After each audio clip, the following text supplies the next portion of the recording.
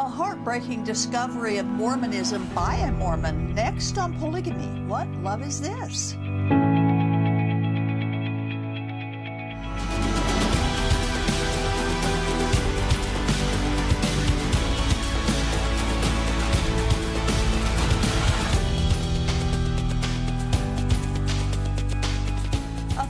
Plural wife who recently found biblical truth and that it is against polygamy has been doing some deep and resourceful investigations to learn all she can about her discoveries.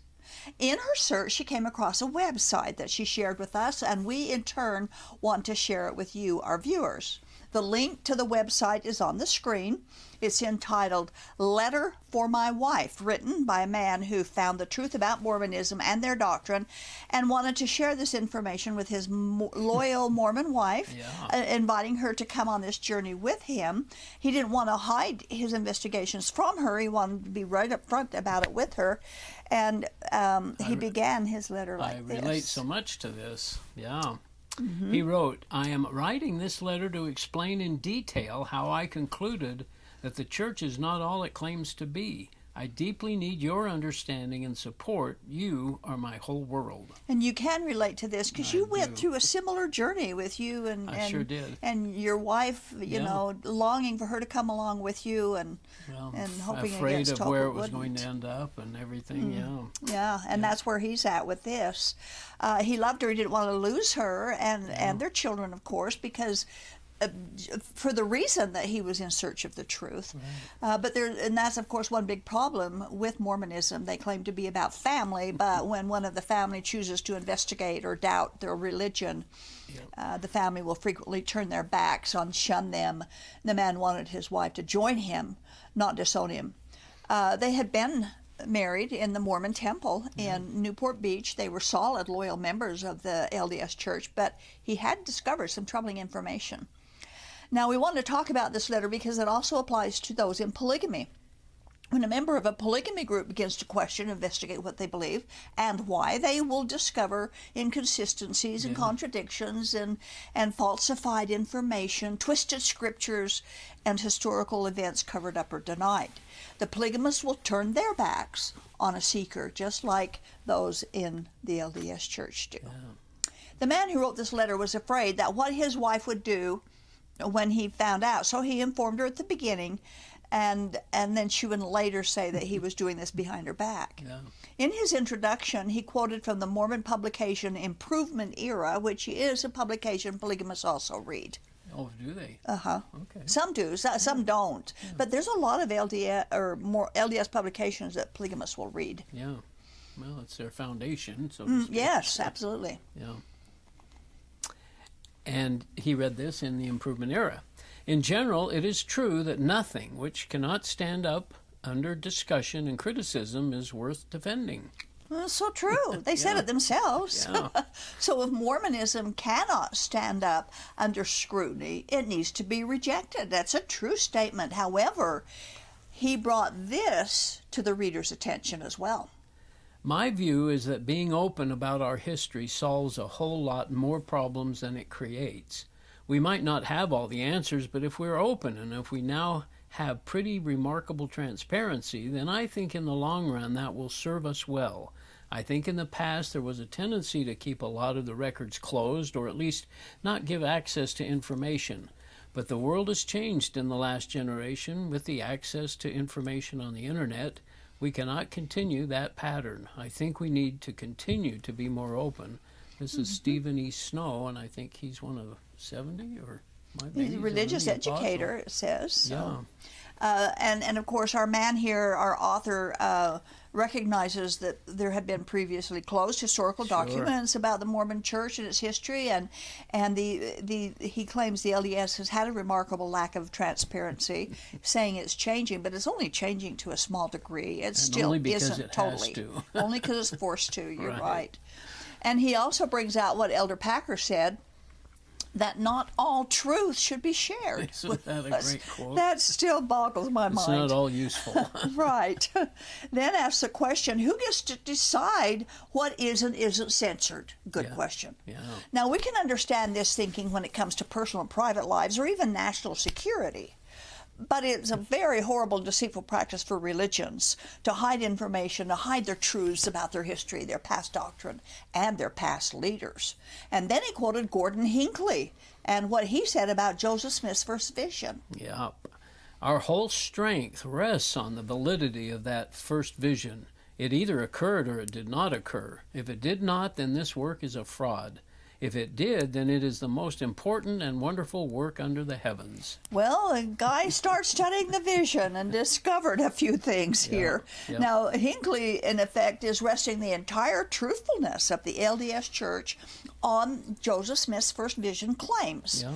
Well, this investigator discovered some strange information regarding that alleged vision, and while studying the first vision, he discovered information that had been withheld to the general membership of the LDS Church, and certainly the polygamists are not taught about the discrepancies. Now, this is one, in your book, you write about your experience with this, and you wrote about, what was your reaction to the discrepancies well, what of the was vision? interesting with my reaction was in finding out the changes in the Book of Mormon, in the 1830 Book of Mormon, it changed the nature of God. Mm-hmm. And I was very familiar with the 1838 account of Joseph Smith's first vision that's in the Pearl of Great Price. Yeah. And those changes didn't match up with the 1838. So then I learned that there was an 1832 version where there's only one Lord mentioned, and he's looking for forgiveness of sins, nothing about plates or organizing a new church or anything else. And so it really raised the question about the validity of that first vision. The whole thing, yeah. Because when And it then was Hinckley first written, says the validity of that first vision is determines the yeah, truth. truthfulness of the gospel of the church. Yeah. So that's when I really started having serious questions. So it was kind of a backward look, but knowing that the changes in the Book of Mormon were made about And the it's nature interesting, of God, he's it going changed through that same mental turmoil that you did, Yeah. you know, with the Oh, first absolutely. vision. Yeah. And it's very important. We would encourage all LDS members, whether polygamist or Mormon Church, to go through these things and find out it's your eternity. You're the one that's going to suffer, whether or not you follow the truth or not. That's right. Now, he found out, he says there's no mention of the first vision in all of the 1830s, not in any of the publications, not in any journals or correspondence. There's no mention of the first vision, and he wondered why. If the church rests upon it, why isn't it even mentioned? We quote this from his investigations. Yeah, some of this didn't impact me initially. It certainly has since. The other one that impacts in kind of on this is at the very end of his life, Joseph Smith is giving that King Follett discourse. Yes. He doesn't mention. He's telling us about the nature of God in that, and he is never relating it back to his first vision when he actually saw God, supposedly. Right. Good But in point. 1833, the church published the Book of Commandments, a predecessor to the Doctrine and Covenants. The first printing of the Book of Commandments also contained the lectures on faith, a series of 7 lectures outlining the doctrine and theology of the church up to that point. No reference was made of the first vision. The first periodical to be published by the church was the Evening and Morning Star, but it never tells the story of the first vision, nor do the pages of the Latter-day Saints Messenger and Advocate, printed in Kirtland. In this newspaper, Oliver Cowdery, who was second only to Joseph Smith in the early organization of the church, published a series of letters dealing with the origin of the church. These letters were written with the approval of Joseph Smith, but again, they contain no mention of any vision.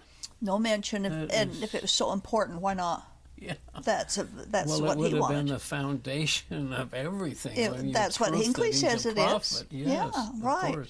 Now, he says that the vision wasn't even mentioned or introduced until 1840, over a decade later. And I think he said it's Orson Pratt was the one who first published it in an account of the first vision. But when he did, neither Heavenly Father or Jesus Christ is identified as being part of that vision, which is something you noticed. And of course, that is also odd. The most important person in all of the universe throughout eternity is not even mentioned. Was he even there? He then presents how a vision experience may have been copied by Joseph Smith, because in that time frame, many individuals without the area were having their own personal visionary experiences. And we know that Joseph Smith is very good at plagiarizing. And the author of this webpage wonders why there are so many various and contradictory accounts of this alleged vision. He goes into great detail about his discoveries of the vision, which we don't have time to detail here, but you can read about it on his website. Sure. Excuse me. Then he transitions from the problems of the first vision to the translation process of the Book of Mormon. We've talked about this frequently in the past. Yeah.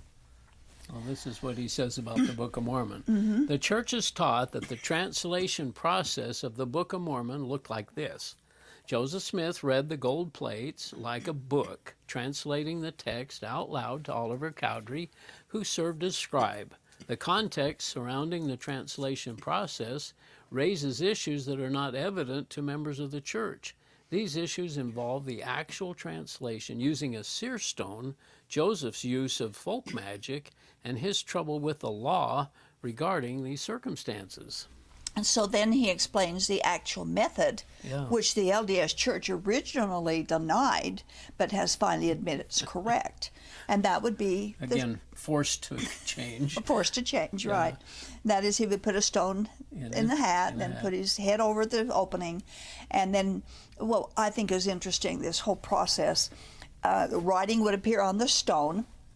One character at a time appeared with the English translation below it. Right. And then he would read to the scribe, and he wrote it down and repeated what he wrote back to Joseph Smith, making sure it was right.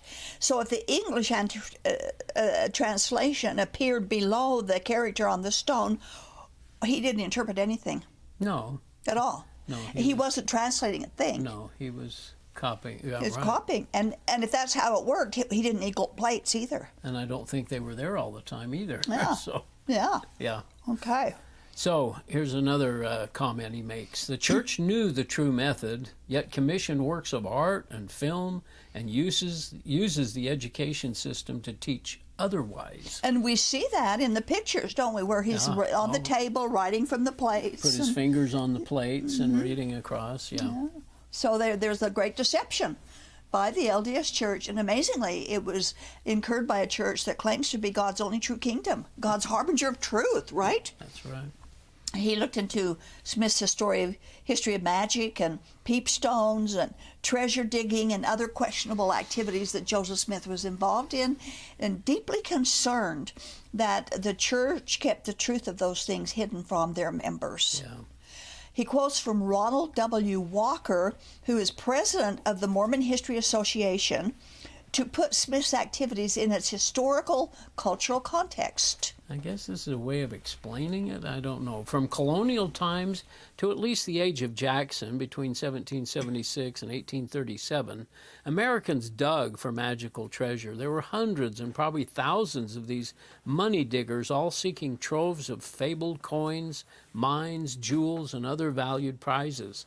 The money diggers placed faith in conjuring elemental spirits, thrice-spoken dreams, Syric gifts, and enchanted treasure.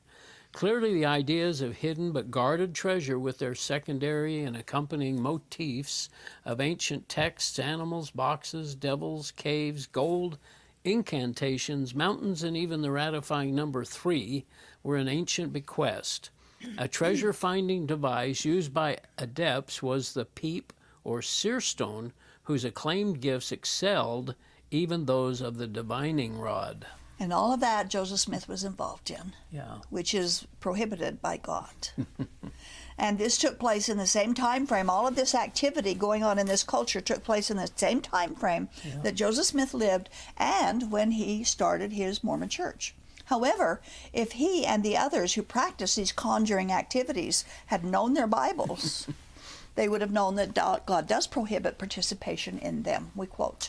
Yeah, from Deuteronomy chapter 18, 10, and 11, "There shall not be found among you who practices divination or tells fortunes or interprets omens or a sorcerer, or a charmer, or a medium, or a necromancer, or one who inquires of the dead. And that's what Joseph Smith was doing. Yes. Which God prohibits that kind of work. And there's no exception. Joseph Smith isn't the exception to what God said.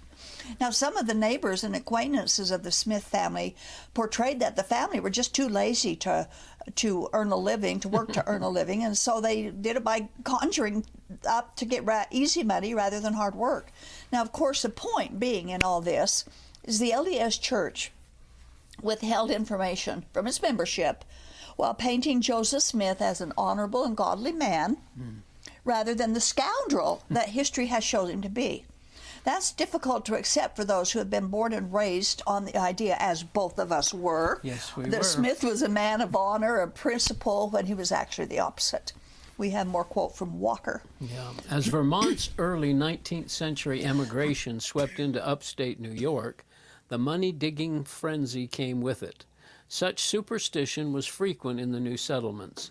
The Palmyra Reflector labeled the New York money-hunting mania. Men and women without distinction of age or sex became marvelously wise in the occult sciences. Many dreamed and others saw visions disclosing to them, deep in the bowels of the earth, rich and shining treasures. Rumors constantly swirled about hunters' smiling fortunes, which excited still others to further digging. Smith family reportedly found objects as a cannonball, a cache of gold watches, and according to the viewpoint of some of their neighbors, the golden plates which produced the Book of Mormon. Indeed, in ways that are yet to be explored, money digging may have influenced two of the 19th century's major social and religious movements, Mormonism and spiritualism. Its touch on American society was not light. And that's really tragic, Yeah. given the knowledge of what God says about it all in the Sure Bible. is. He mentions that Emma's father objected to his daughter marrying Joseph Smith because of his instability and his lack of meaningful employment. He delves into the trouble with the law that Joseph Smith got into. He's presenting these discoveries to his beloved wife, wanting her to recognize the truth about Joseph Smith.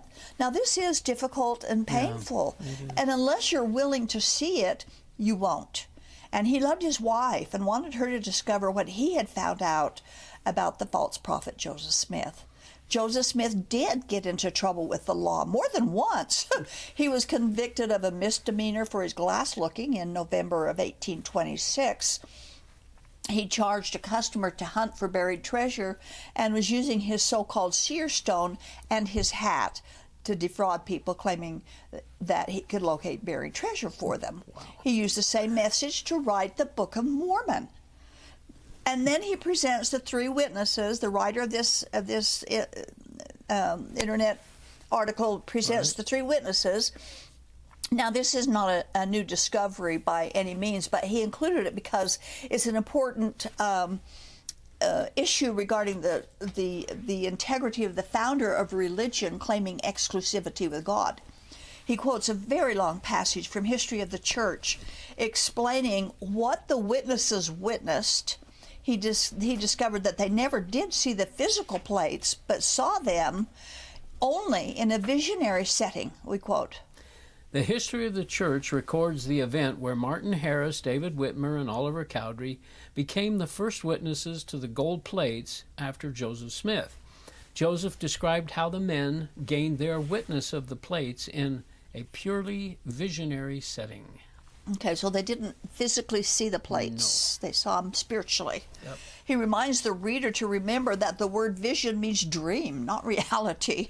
He also wonders why they need to pray to see the plates if they actually existed in physical form. Such a good comment. That's a good point, isn't it? Why do you need to pray about it? Now, someone may answer, well, because they needed Moroni to come and bring the plates back. He supposedly had taken them, but still, if they existed in physical form, why do you need to pray for them? And he points out that the signatures of the three witnesses and later of the 8 witnesses were all in the handwriting of Oliver Cowdery. Yeah.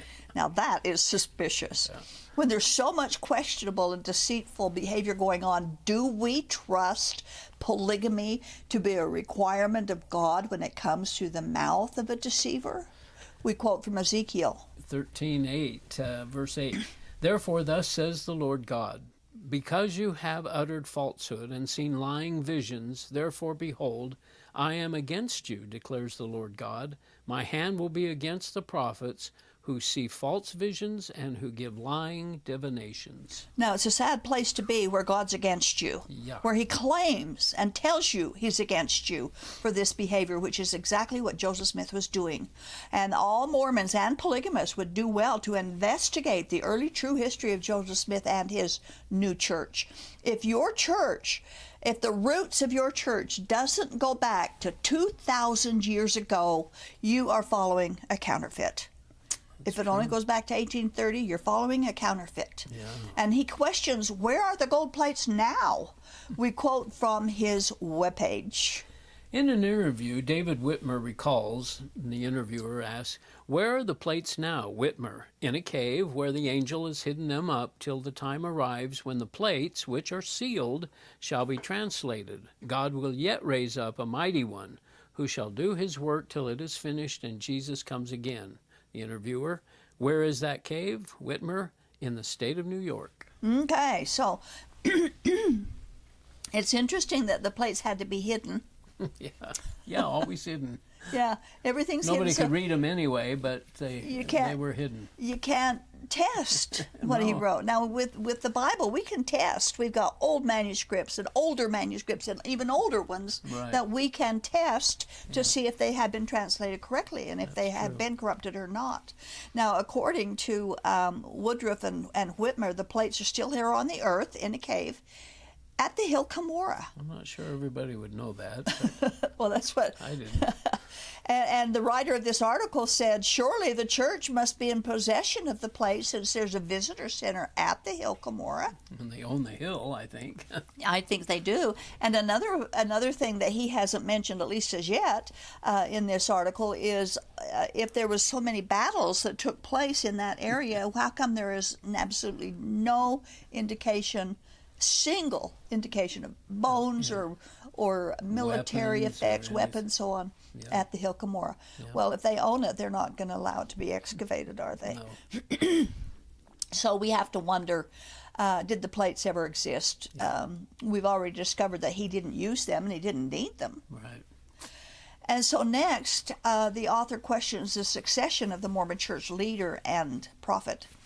These questions should rightfully be asked and thoroughly searched out. God tells us to do that, and we should obey God and do it. After all, it's your eternity, and nothing should be left to chance or to blind faith or to someone else's claims that cannot be properly proven. We have a quote.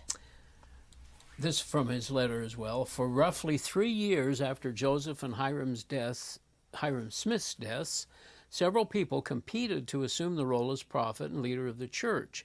Claiming to be the new rightful successor were Sidney Rigdon, Brigham Young, James Strang, Samuel Smith, William Smith, and Joseph Smith III, and others. Wow. Yeah. That's a lot of challengers there. Now, Sidney Rigdon claimed he was the rightful successor based on Doctrine and Covenants 20, verse 6. James Strang claimed that he had physical proof that he was supposed to be the next prophet. He had a 3-page letter supposedly written by Joseph Smith naming him as successor, but the writing didn't match Joseph Smith's writing. But many people were convinced that Strang should have been the next leader. Yeah. Now, of course, Brigham Young came along and he fought for 3 years to be named the next president. Finally, the quorum of the 12 voted him to be president of the whole church. Yeah. Joseph Smith III, Joseph Smith's son, was ordained by Joseph Smith himself to be the successor, which was witnessed by Lyman White. Now, if this is God's true church, why the infighting? Yeah. And through the history of Mormonism, Mormon polygamy groups, there have been infighting to see who will be the leader. New polygamy groups and rival religions of Mormonism has arisen because the leader of the new group wanted to be the prophet, Yeah. and claimed that the other groups are wrong and they're the only ones that are right, the only one who is right in God's eyes, and have been given the authority of God. Now we want to quote what he said about Joseph Smith's son, Joseph Smith III, succeeding him. Now he writes this: Joseph called on me shortly after we came out of Liberty Jail to lay hands with him on the head of a youth, and heard him cry aloud, "You are my successor when I depart," and heard the blessings poured on his head. Who was the youth Lyman referred to? The 50s assembled should have called on all the authorities of the church, down to the lay members from all the face of the earth, and then have called on young Joseph and held him up before the congregation of Israel to take his father's place in the flesh. Okay. Yep. And we have read other articles that shows actually on this before, where he should have been the rightful leader. Yeah. So none of the 3 or of the 8 witnesses wanted any part of Brigham Young's leadership. Neither did Emma or Sidney Rigdon or Oliver Cowdery. In fact, he notes that once Brigham Young took over as president, not a single surviving scribe or member of the 3 or 8 witnesses decided to stay with Brigham Young's faction of the church. I'd never heard that before. So That's where is significant. that authority? Yeah.